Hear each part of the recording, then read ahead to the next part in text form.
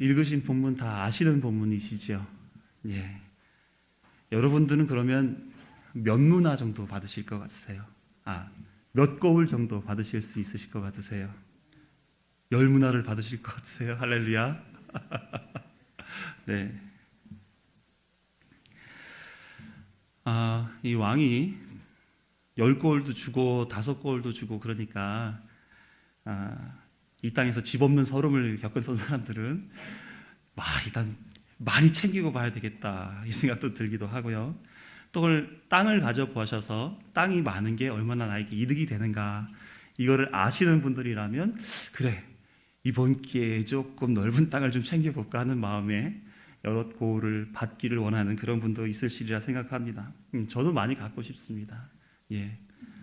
부끄러우셔서 말씀 표현을 못했지만 우리 안에는 그래 한 최소 5고울 정도는 받아야 되지 않을까 이 생각들 하시지 않을까 싶어요. 예수님이 그만큼 신뢰하니까, 그러니까 왕이 신뢰하니까 고울을 준 것처럼 우리도 예수님으로부터 그런 수만큼의 고울을 얻으리라 이렇게 기대하는 마음이 다들 있을 거라 생각합니다. 예수님이 그런데 이 많은 마을을 주시고자 하시는 그 이유가 과연 무엇일까 하는 생각을 우리는 좀 해볼 필요가 있습니다. 우리가 땅의 가치, 소유의 가치를 알고 있으니까 우리의 기도처럼 예수님도 그래 너는 부자가 될 가치가 있어. 그동안 이 땅에 살면서 얼마나 나를 위해서 헌신했니? 그래 너희들 넉넉하게 줄 테니까 천국에서 편하게 호화롭게 호의호식하면서 살아. 이런 의미로 땅을 많이 준다고 하시는 걸까요? 우리는 이 고울에 대한 이유를 잘 알면서 하나님과 또 예수님이 가르쳐 주시는 바가 무엇인지를 깨달아 알아 하나님이 이루시고자 하시는 그 뜻을 우리 안에 담을 필요가 있다 이런 생각이 듭니다. 그래서 오늘 본문을 한번 같이 나눠보시도록 할게요. 오늘 본문은 한 비유입니다. 비유는 실체가 있는데 그 실체를 설명하기에 쉽게 알아듣도록 전해주는 것이죠. 그래서 실체를 설명하기 위해서 예를 들어 설명하신 게 비유입니다. 그러니까 말씀을 들을 때에 이거 비유니까 이거를 얘기하려는 게 아니라 이거가 설명하고자 하는 실체를 알아듣는 것, 그게 우리의 숙제인 거죠. 비유를 듣는 분들의 숙제인 것입니다. 오늘 본문 앞에 보게 되면 삭개오 이야기가 나와요.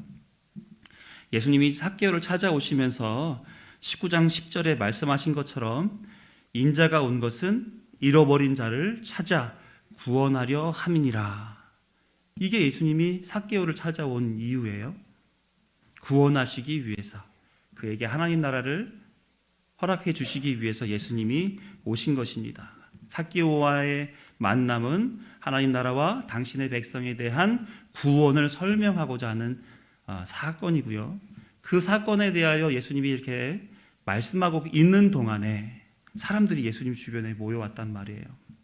그러니까 삭개오 이야기 이어서 그들에게도 그와 같은 이야기를 설명해 주려는 거예요. 내가 얘기하는 비유는 하나님 나라에 대한 비유야. 내가 지금 비유해 주는 것은 너희들이 구원하기 위한 내 마음이 담겨져 있는, 뜻이 담겨져 있는 이야기야. 이렇게 시작하고 있는 것이죠. 그런데 이 이야기를 듣고 난 사람들이 두 부류로 나뉘고 있었습니다. 한 부류는 뭐냐면 예수님이 하나님의 나라에 대한 이야기를 하시네? 그러면 이 고통받고 있는 우리 로마의 핍박 압제 속에서 어려움을 겪고 있는 우리의 인생들을 이제는 다 해결해 주신다는 얘기인가? 그러면 어서 11절에 나와 있는 것처럼 당장에 예루살렘에 들어가시고 그곳에서 사람들을 모아가지고 힘을 모아서 이 로마의 압제에서 우리를 해방시켜 주십시오. 이렇게 생각하는 사람들이 한 부류가 생겨나게 되었습니다. 또 한 부류는 뭐냐면 당시에 아켈라오라고 하는 헤롯 왕의 아들이 있었는데 헤롯 왕이 죽었어요. 헤롯 왕이 죽다 보니까 로마 황제에게 나아가서 헤롯이 했던 그 일, 그러니까 예루살렘과 이스라엘 그 지역을 왕으로서 통치하고자 하는 그 허락을 받아야 되거든요.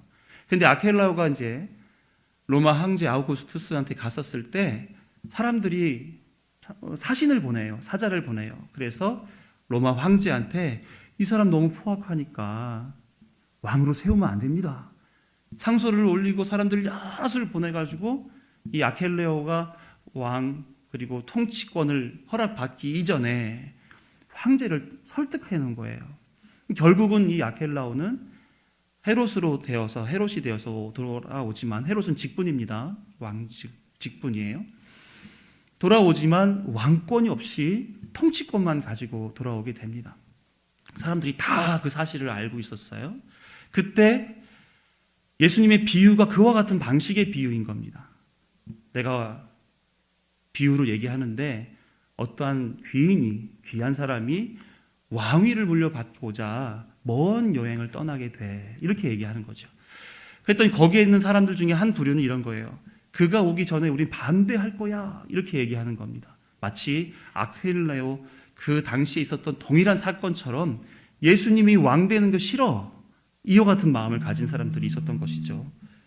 죄송합니다. 예, 신고려 왜?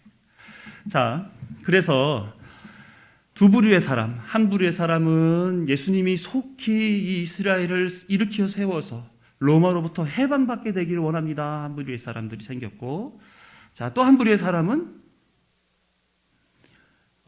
예수님이 왕이 되는 것을 우린 거부합니다. 왕되지 않도록 해주십시오라고 하는 것으로 일어난 사람들이 있었습니다. 두 부류.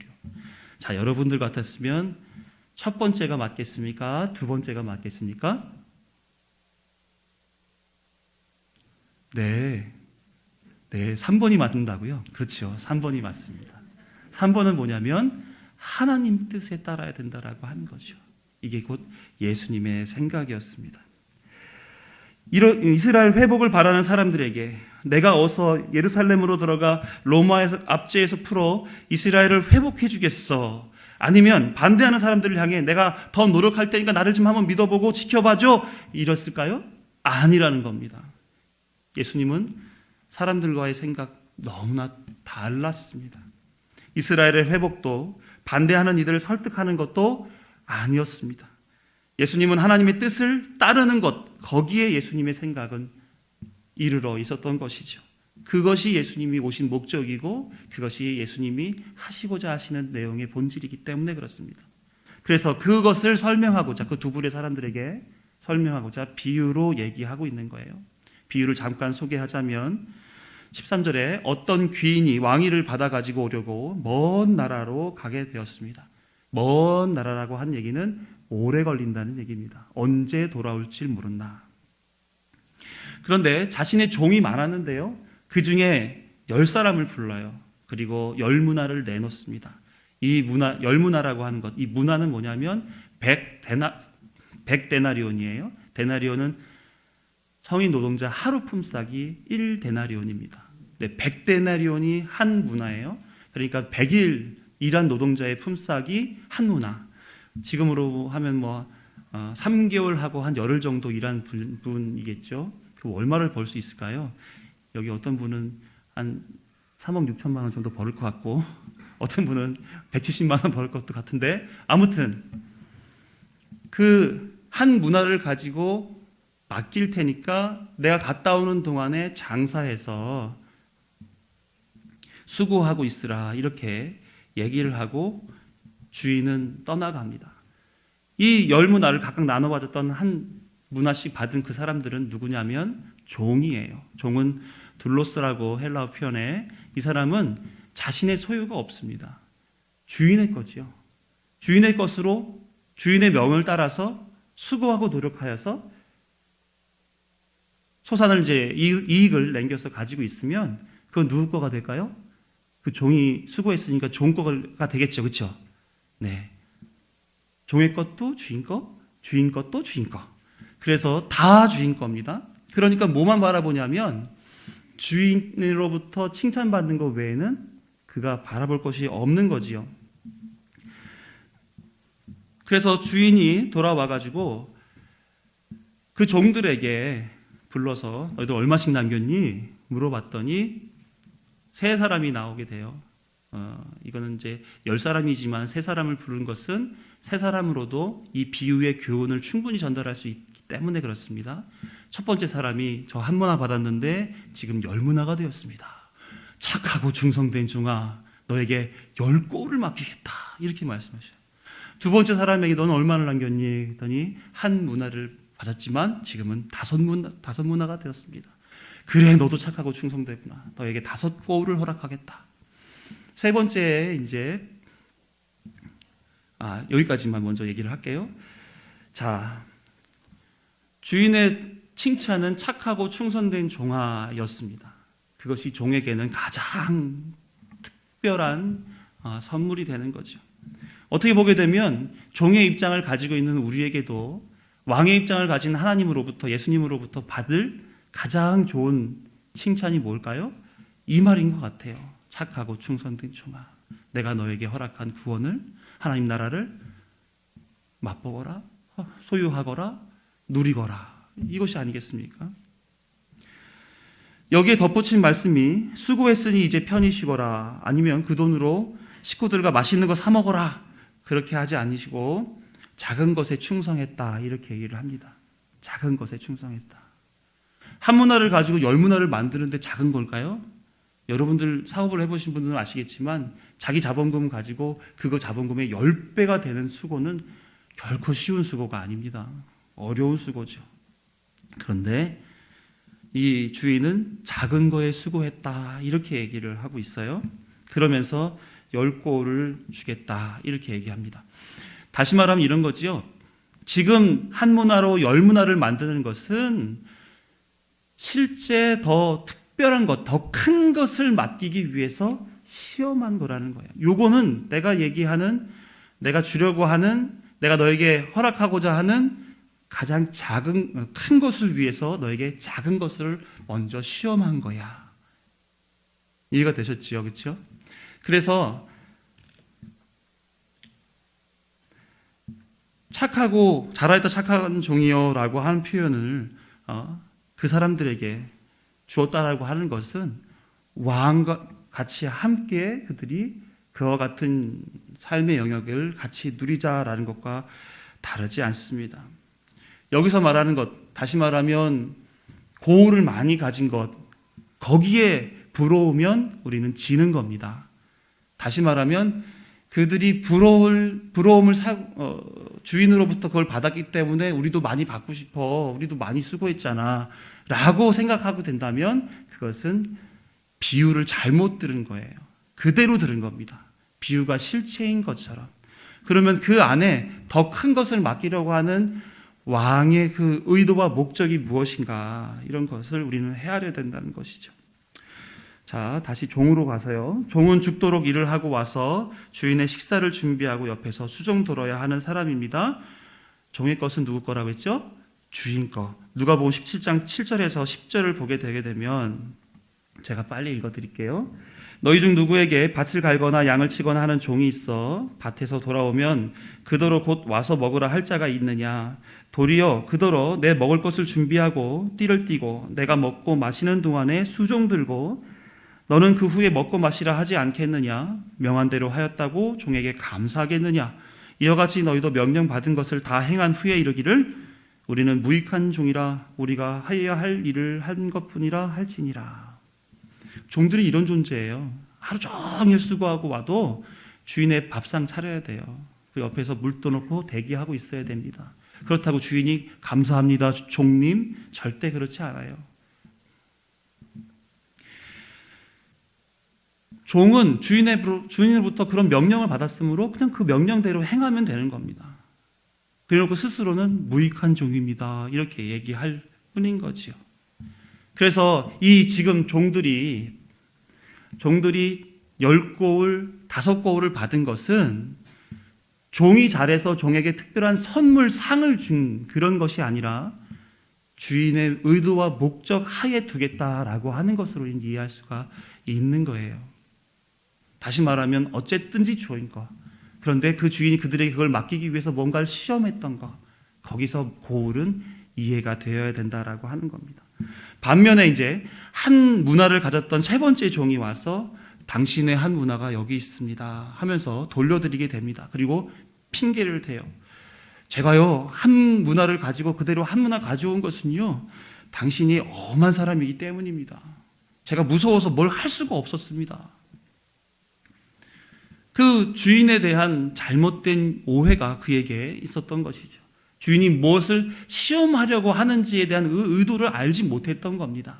아니면 의도를 몰랐다 하더라도 그 명령에 충성스럽게 그 자리에서 헌신하게 되었으면 전혀 문제가 없었던 것인데 그러지 않았던 사람인 거예요. 그리고 핑계를 대는 것입니다. 결국 주인은 이 종에게 있는 한 문화까지도 빼앗아 버리고 10문화 가진 종에게 주게 됩니다. 이 종에게는 주인에 대한 충성심이 없었던 거죠. 그리고 주인이 하는 마지막 말이 있는 겁니다. 있는 자는 더 있게 되고 없는 자는 더 없게 될 거야.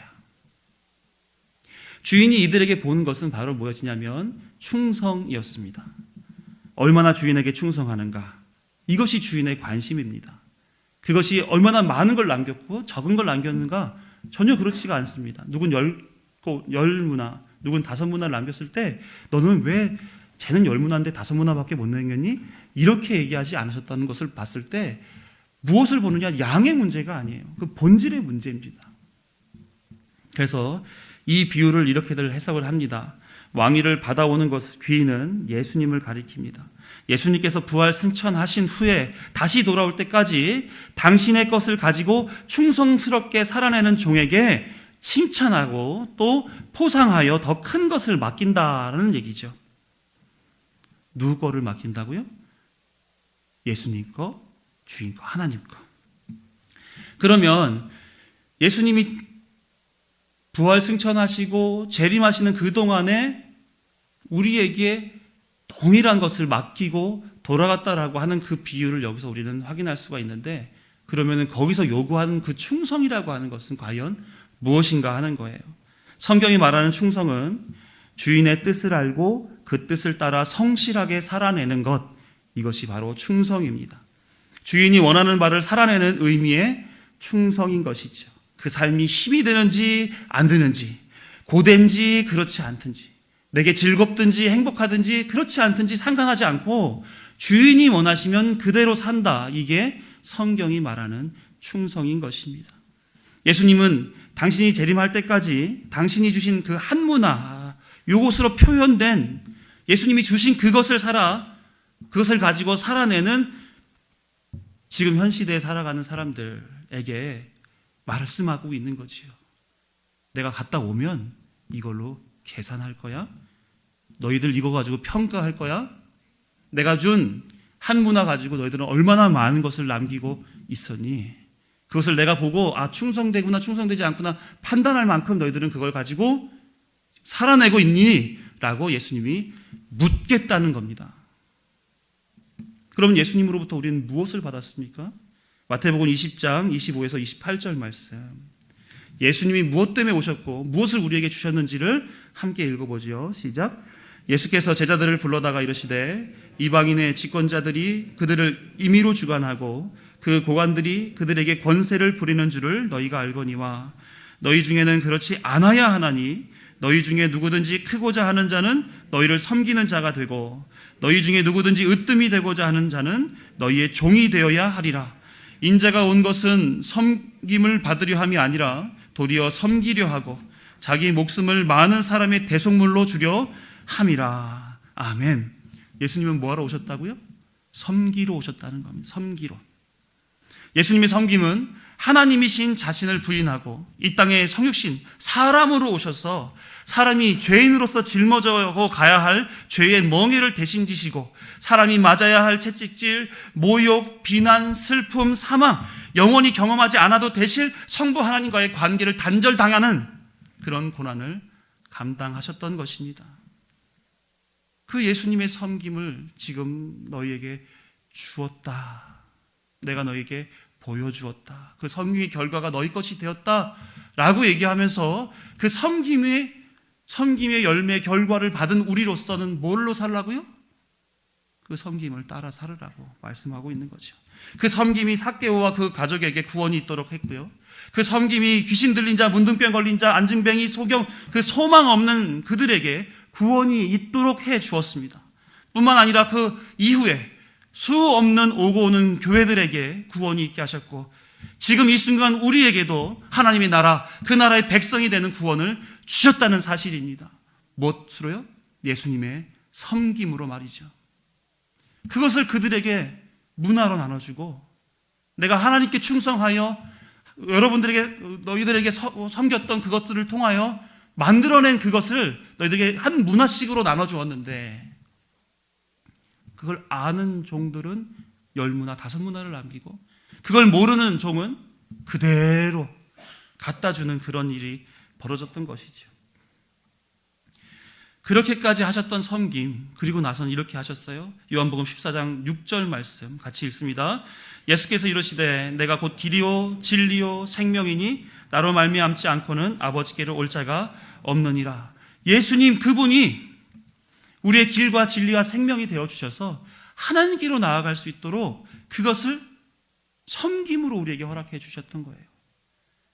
그래서 그걸 아는 사람들은 예수님이 다시 오실 때, 왕이 다시 돌아와서 계수할 때, 그때까지 뭐하고 사는 겁니까? 예수님을 따르고 사는 거예요. 길을 가진 사람으로, 진리를 가진 사람으로, 생명을 가진 사람으로 하나님께 나아가는 그 삶을 살아내는 것입니다. 예수님이 계셔서 우리는 그 나라로 갈 수 있게 되었습니다. 예수님이 계셔서 하나님 아버지께 나아갈 수 있게 되었고요. 예수님이 우리의 구원의 통로가 되심을 우리는 믿는 자로 살 수 있게 되었습니다. 그 예수님이 나를 위해, 우리를 위해 자신을 버리시고 다시 해서 우리에게 자신을 주었습니다. 하나님께는 충성이요, 우리에게는 섬김으로 그분이 오셔서 다 이루셨던 것입니다. 그 섬김을 우리에게 주시면서 내가 다녀올 때까지 너희들은 내 뜻대로 이웃을 사랑하라고 하는 그 섬김을 살아, 충성해, 그걸 얘기해 준 비유였던 것이죠. 그래서 자신에게 충성할 자들에게 이렇게 말씀하셨던 것입니다. 마태복음 16장 24절 같이 읽습니다. 이에 예수께서 제자들에게 이르시되 누구든지 나를 따라오려거든 자기를 부인하고 자기 십자가를 지고 나를 따를 것이니라. 예수님처럼 섬기고 살라고 말씀하시고 있는 겁니다. 여러분들은 어떠세요? 한 문화를 받았을 때 10문화 남기고 5문화 남겼던 종들처럼, 아, 섬기라고 이걸 주셨구나. 섬김이 그냥 그대로 있다가 돌려받는 그 섬김이 아니라 나에게 주셨던 섬김을 통해 10문화, 5문화로 확장되어 나가고 높아져 가고 많아져 가고 풍성해지는 그런 섬김하라고 나에게 이걸 주셨던 거구나. 아셨던 분 계십니까? 처음부터 우리는 주인에게 오해했던 종과 같았습니다. 그러나 이제는 주인을 몰랐던 자신을 부인하고, 다시 말해 자신을 버리고 예수님으로 채우고, 예수님이 지고 가셨던 십자가 함께 지고 따르라 하는 그 말에 우리는 순종하고 살아가면 되는 것입니다. 그러면 어떻게 될까요? 갈라디아서 2장 20절에 나와 있는 귀한 말씀처럼 같이 읽습니다. 내가 그리스도와 함께 십자가에 못 박혔나니 그런즉 이제 내가 사는 것이 아니요 내 안에 이제 내가 육체 가운데 사는 것은 나를 사랑하사 나를 위하여 자기 자신을 버리신 하나님의 아들을 믿는 믿음 안에서 사는 것이라. 예수님이 그 섬김으로 인하여 나에게 오셨습니다. 그래서 우리가 살아가는 그 기간 동안에 함께 섬기자, 이렇게 얘기하고 계시는 거예요. 우리는 예수님을 믿고 예수님은 우리를 그 믿음으로 이끌어가 섬기는 자로 우리는 살게끔 하셨다는 것입니다. 예수님이 내 안에 사셔서 그 예수님을 쫓아 살아가도록 하셔서 종들에게, 성도들에게 요구하는 바 섬기라고요. 섬기라고. 사랑하는 성도 여러분, 그럼에도 불구하고 많은 고을 얻고 싶으십니까? 어떠세요? 이제는 과거처럼 10골 정도는 좀 얻어야 되겠어요. 이런 마음이 드십니까? 안 드십니까? 전에는 내가 원해서 많은 걸 갖고 싶으니까 10골, 5골 이렇게 얘기했단 말이에요. 그랬더니 알고 보니까 10골 줄 테니 10골 섬겨, 5골 줄 테니 5골 섬겨, 그 얘기인 거거든요. 여러분들 몇 골 정도는 책임지실 수 있으시겠어요? 네. 눈빛을 좀 저에게 보내주십시오. 지금 20골 나왔습니다. 이쪽에는 25골 정도. 야, 믿음이 역시 훌륭하십니다. 여전히 내가 사회적 지위와 체면이 있지, 한 10골 정도는 얻어야 체면이 서지 않겠어? 이런 마음을 가지신 분들이 계시면 기도하시길 바랍니다. 교회에서 이름도 없이 빚도 없이 조용히 죽게 하듯 하나님께 영광만 올리듯 신앙생활 하시는 분들 계시지요. 내 이름이 드러나고 칭찬이 있고 존경이 있길 바라시는 분들보다 먼저 얘기했던 이름도 없이 빚도 없이 섬기시는 분들이 많은 교회가 되기를 간절히 소망합니다. 교회는 섬기기 위해서 있는 곳이에요. 제가 최근에 우리 선교사님들과 또 목사님들 같이 모여서 함께 중요한 회의를 이제 며칠에 걸쳐서 했던 적이 있었습니다. 그런데 거기에 오셨던 분들의 말씀이 마음이 없대는 거예요. 같이 섬기자고 손 내밀면 다 피한다는 거예요. 조금만 더 이렇게 들어가게 되면 기도를 안 하신다는 거예요. 말씀을 안 본다는 거예요. 하나님 뜻이 뭔지를 모른다는 거예요. 네. 우리 교회는 안 그런 줄로 믿습니다. 그런데 그게 지금 세태라는 겁니다. 기독교 인구가 우리나라의 인구의 전엔 25%에 육박했었어요. 지금은 14% 정도 됩니다. 한 700만 정도. 네. 그러니까 많이 줄었죠. 그런데 여러분들도 알다시피 다 알짜배기들이죠. 그렇죠? 아주 훌륭한 신앙 있으신 분들만 카운트한 거겠죠. 그렇죠? 그렇지 않아요. 몇 년 전에 소위 크리스찬 학교라고 하는 한동대에서 나 크리스찬입니다라고 얘기할 수 있는 사람을 셌는데 전교생 중에 3%가 크리스찬입니다라고 얘기했다고 합니다. 그게 세태입니다. 저희 애들 4명 다 예수님 믿습니다. 훌륭하죠? 우리 성목사님네 아이들도 4명 다 예수님 믿어요. 그렇죠? 네. 이런 아이들로 키우셔야 됩니다. 그게 섬기는 거예요. 다음 세대를 섬기는 거.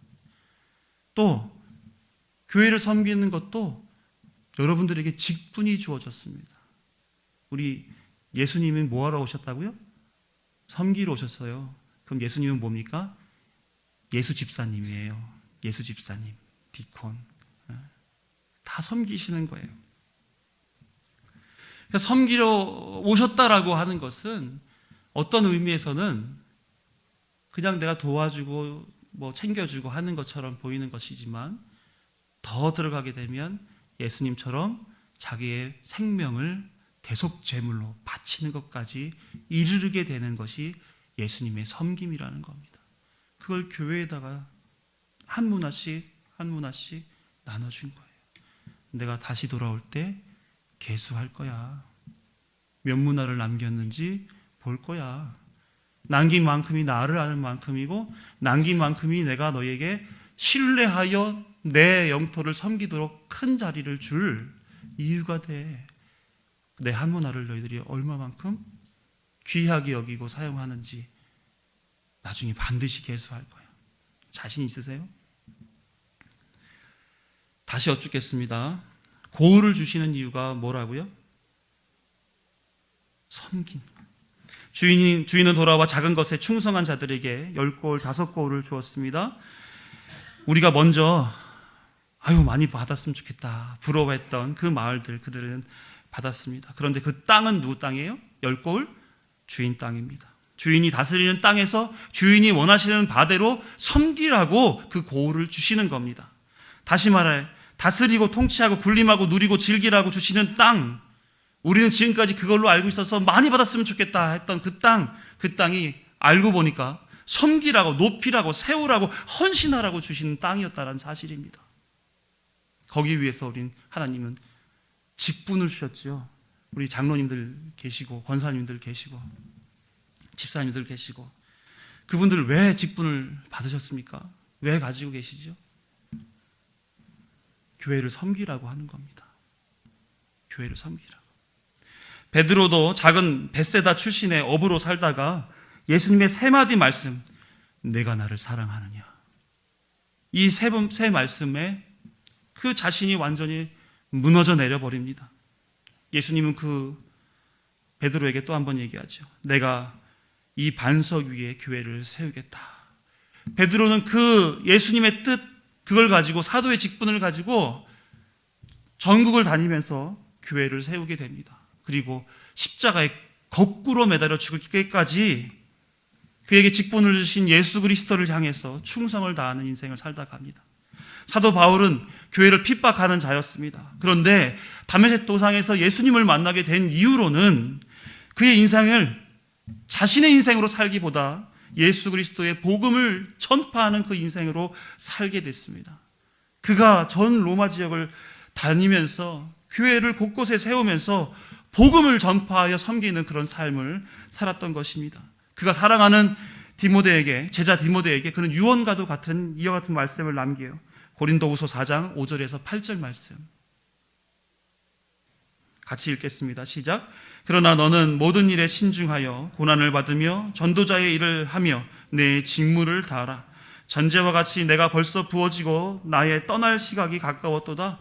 나는 선한 싸움을 싸우고 나의 달려갈 길을 마치고 믿음을 지켰으니 이제 후로는 나를 위하여 의의 면류관이 예비되었으므로 곧 의로우신 재판장이 그날에 내게 주실 것이며 내게만 아니라 주의 나타나심을 사모하는 모든 자에게 도니라. 아멘. 사도 바울이 유언으로 남겨요. 나 복음을 위해서 사도로 세움받은 사람이야. 그래서 그 뜻을 따라서 선한 싸움을 여지껏 살려왔어. 나의 달려갈 길을 다 달리며 믿음을 지켰어. 내 목적은 딱 하나야. 의의 면류관 얻는 거. 그게 뭘까요? 그게 뭘까요? 많은 보호를 얻는 거겠죠. 너도 그것을 위해서 5절에 나타난 것처럼 고난을 받음에도 불구하고 네 직무를 다해.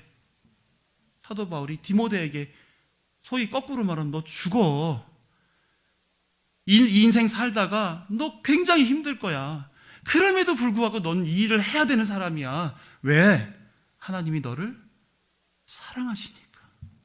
예수님이 너를 위해 섬겨주셨으니까. 너가 그것을 알고 그것을 전하며 교회를 세워가며 마지막 그 순간까지 그 부르심의 상을 따라서 달려가야 돼. 그게 사도 바울의 유언입니다. 그게 비단 디모데에게만 주는 유언일까요? 우리에게는 상관이 없는 유언일까요? 그렇지 않죠.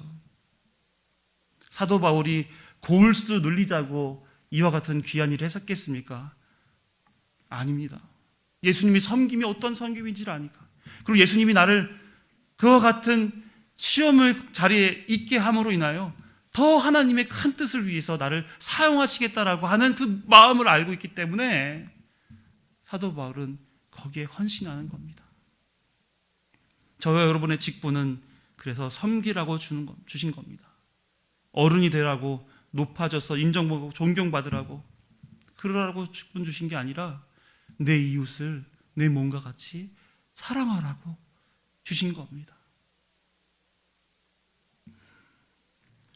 그게 주인 되신 하나님의 뜻이기 때문에 그렇습니다. 지금 우리는 예수님께서 승천하시고 재림하시는 그 기간 사이에 있습니다. 지금 우리는 먼 길 떠나신 주인의 한 문화를 받은 상황입니다.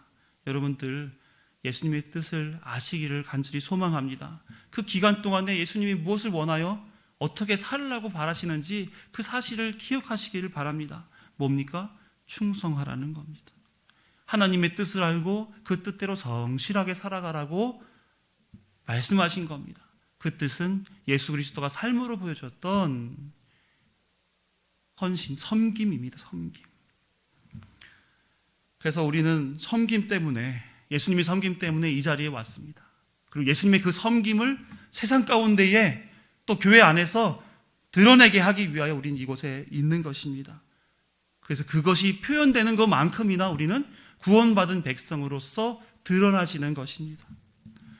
예수님의 뒤를 쫓는 우리로서 여러분들은 얼마나 많은 섬김을 살고 있으십니까? 예수님이 지금 우리로 섬김의 훈련을 하시고 계시다라고 하는 그 사실을 기억하시면서 계속해서 예수님의 섬김의 봄을 따라 베드로나 사도 바울이 걸었던 것처럼, 수많은 믿음의 선배들이 목숨 걸고 섬김의 길을 걸었던 것처럼 우리도 그 섬김의 길을 따라 걸어가야 될 줄로 믿습니다. 예수님이 우리를 사랑하셔서 목숨 바치셨어요. 여러분들은 무엇을 내놓으시겠습니까? 여러분들은 얼마만큼 그 길을 기쁨으로, 감사함으로 자족하며 따라가실 수 있으시겠습니까? 예수님이 원하시는 바대로 우리는 그 길로 가야 됩니다. 끝까지 예수님이 인도하시는 그 길 걸음걸음을 걸어가시는 저 여러분 되기를 간절히 소망합니다. 기도하겠습니다.